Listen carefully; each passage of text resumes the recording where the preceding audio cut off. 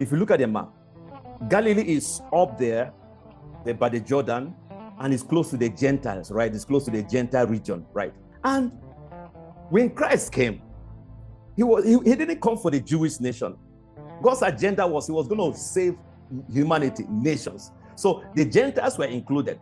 And God chose that the place where he was beginning to introduce his divine agenda for the restoration of humanity was going to be the Galilee of the Gentiles. Now, when it comes to the map of Israel and their culture, political history, economic, everything, Galilee was one of the lowest places. Remember when they mocked the Galileans, the disciples of Jesus, because they were the least educated. When it comes to people that rank in terms of education, right, prominence, right, position, hierarchy, the Galileans were not considered because they were like the lowest class of people.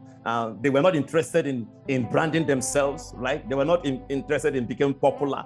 Anything that comes their way, they accepted it. But God chose the lowly place, the lowest place, right?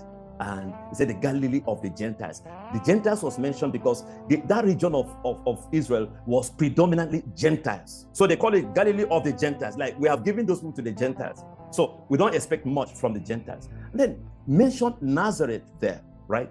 Now, I want you to take note of this. In the whole of the Old Testament, there is nowhere Nazareth is mentioned. Check it.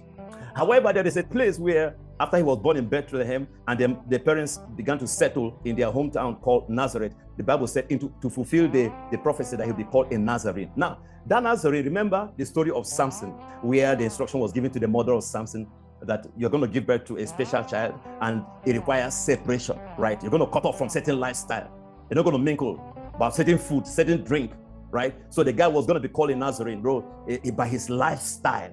Nazareth was one of the least towns. I remember when Philip went to Nathanael to tell him that there is something that is happening this season. There is a Jesus, the Messiah, and he's from Nazareth, the Jesus of Nazareth. Then what was his response? He said, can anything good come out of Nazareth? In the history of Galilee, in the history of Israel, anytime Nazareth was mentioned, that was only in the New Testament.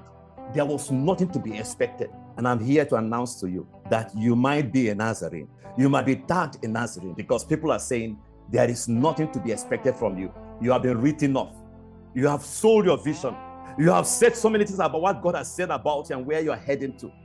And you have been trying to emerge in God's agenda and purpose for your life.